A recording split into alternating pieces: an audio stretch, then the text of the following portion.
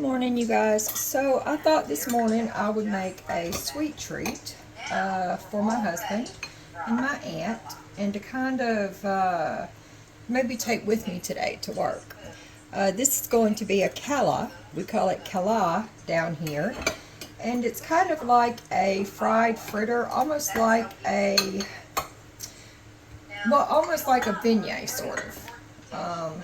But it's a good way to use up any leftover cold white rice that you have. Long grain, short grain, it doesn't matter. Here we are starting with 2 cups of cold rice. Your takeout actually is perfect for that recipe. It has to be at least room temperature, I would say. At least room temperature. Let me grab my teaspoons here. Well, I guess we're going to be using my plastic ones today.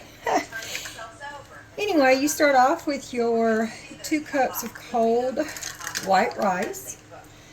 And like I was saying, these are a precursor to our beignet fritters that we have down here, you know. Deep fried goodness covered in powdered sugar. That's always a good thing.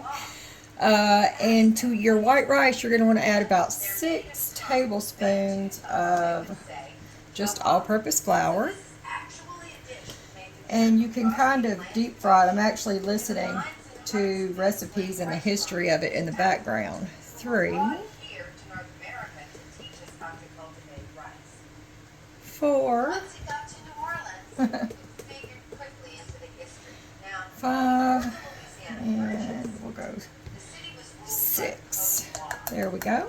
Tablespoons of our, let's see, all-purpose flour.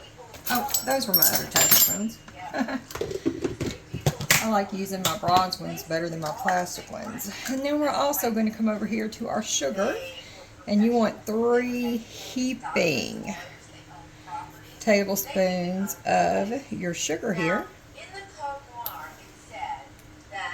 And what I've been hearing, because I really didn't know the history behind this recipe, but what I'm hearing is, of course, like everything good down here in Louisiana, this actually came from our enslaved people's population. The same as with our gumbo and, you know, our barbecue, all of our good stuff down here. And they were required back in the day to have at least 1 day off. I believe it was a month down here in Louisiana. And what they would do is they would save up the ingredients for this cala, and they would take it down to the French Quarter and sell it. Hold on 1 second. It's a little loud. Hang on. Okay. And you want your 2 teaspoons of baking powder. That's going to be our leavening agent in there. But like I was saying, the cala vendor would take her wares or his wares down to outside the cathedral, generally on Sundays, because people were very religious back then. We're going to add 2 eggs, you guys, just 2 whole eggs. People were very religious back then, and that was generally their day off. They would sell them. Now, it was also the law here in Louisiana that if an enslaved person came to you and demanded their price and that they could pay it, that you had to give them their freedom. You had to. No questions asked. That was the law. Now, you know, I don't know exactly how that went, unfortunately. Or fortunately. You know, of course, we like to think the best, but we never know. And to that, I'm going to add 1/4 of a teaspoon of our brown nutmeg. But that was actually, my point behind that was actually how many of our enslaved persons were able to purchase their freedom here. So that's a good thing. In my opinion, that's a very good thing. And that's the history of it. And like I said, this is the precursor to your beignets. It's cheap. It's economical. You actually end up getting quite a bit out of each recipe. Oh, there it is. I'm sorry, you guys. I was looking for my vanilla extract. Oh, and this camera's making you guys seasick, isn't it? And to that, we're going to add half a teaspoon of our extract, our vanilla extract. Oh, well, we'll say half a teaspoon and whatever spills in your bowl. Sorry about that. And then you just take all of that goodness and we mix it up. And you're going to form like a batter, and you will drop it into your oil. And I'm going to bring you back and I will show you that step. But it's really easy. It takes only a few minutes to put together. It's, like I said, economical, but eggs are kind of expensive these days. All right, you guys, I wanted you to see how your batter should look. I forgot to show you. After you add the eggs, it's a nice, tight kind of batter. And we are going to fry it up here as soon as my oil, my little pan of oil, is cooking. And there you go, you guys. We're going to do them one at a time. And I just like to, depending on the size that you want them, just take them and drop them in by spoonfuls. And generally, they will turn themselves over when they're actually ready. You usually don't have to. This one didn't. I don't know why. Normally, I don't cook them in this pan, but I didn't want to make a whole lot. Sorry, you guys, if you couldn't see that. So we're only going to make, you know, maybe a dozen today. But you just want to cook them until you think that your egg is cooked and it's like golden brown. Don't mind my dirty stove. I've already made eggs and bacon this morning for my husband. But yeah, and they brown up so beautifully. They don't take very long at all. That's one of the things that I enjoy about them. And like I said, normally they'll turn themselves over. I'm going to trust the process with this one here and see. And it's best to go ahead and cook them in small batches. You really don't want them to, my pot may be a little too small, y'all. There we go. Flip it over anyway. But you really don't want to crowd them in the pan. And you don't want to get your heat too high.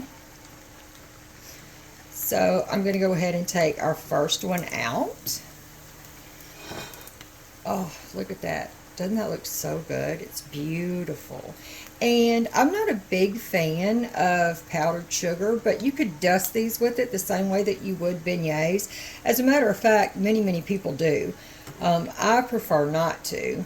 Let's get out our little things, our little crummy crumbs, while our oil is cooking. But you serve them with jam or butter and jam, or really any way that you enjoy serving your fritters. There we go. Go ahead and take this one out. And I'll show you guys a few more. But it's so fast and they're so good. I remember when I was younger, my mom would fry us, and we always thought it was the biggest treat because, just like myself, my mom wasn't big on sweet treats or anything. But she would take and she would make us the biscuit donuts.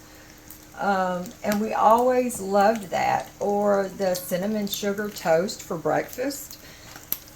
And that's a favorite memory of mine, you know. And she was a working mother, so yeah, that was a big thing for me. That's a good memory. But yeah, and you see how it just kind of starts browning up immediately, and they'll float. I really wanted you to see them turn. Sorry, I'm still trying to figure out the filming, but I really wanted you to see the way that they turn over. But maybe, I don't know. It's humid here today. I did end up having to add another cup or so of my flour, or cup, goodness, tablespoon. It could be because of the weather here, but normally it takes 6 tablespoons.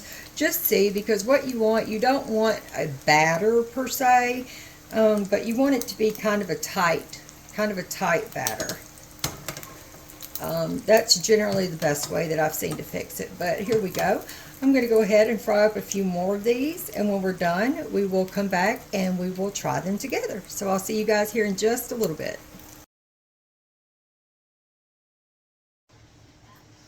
All right, y'all, so we have them right here. I've let them cool a little bit because they were really hot. They're still hot though. Maybe we can get some steam, but I want to show you guys. I'm looking in the wrong place. I wanted to show you guys the inside. Do you see how fluffy and how light that is? There we go. Yeah, and it's leftover rice.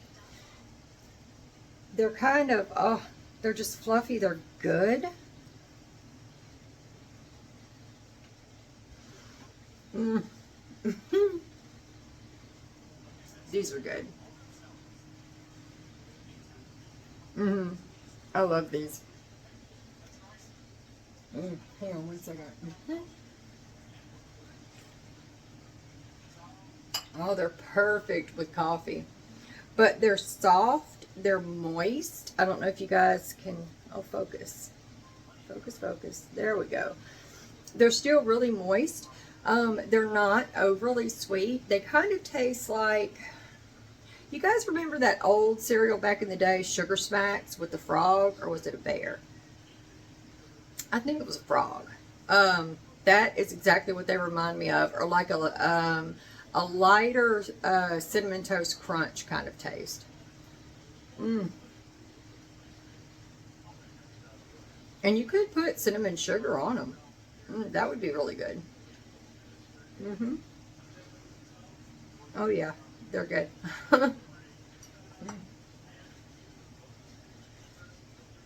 And I'm hungry, so that works. Hold on. I don't want to, I hate talking with anything in my mouth, but all right, that was it, you guys. That was Calas. I hope you enjoyed hearing a little bit of history of one of our native dishes down here. I think that it's a beautiful history. It definitely comes out of something good, coming out of something dark, you know, dark times and everything, but they're wonderful. And like I said, it's more, to me, it's definitely much more simple than a beignet. It's definitely a rustic home style dish. It's cheap, it's easy, like everything, and it's a good way to use up leftovers. So yeah, with butter and jam at tea time or in the morning for coffee like I have, I could see myself eating these maybe at Cafe Du Monde with a cafe au lait or a latte or whatever with my little sunnies out on the veranda. But yeah, so that's it, you guys. I appreciate you joining me for that today, and I will talk to you guys later. It's storming here. I hope everybody's okay from the storms that we got last night. They were pretty bad, but we'll make the best of it. So I hope that you have a beautiful day, no matter what the weather is, inside or out, and I will talk to you all later. Bye, guys.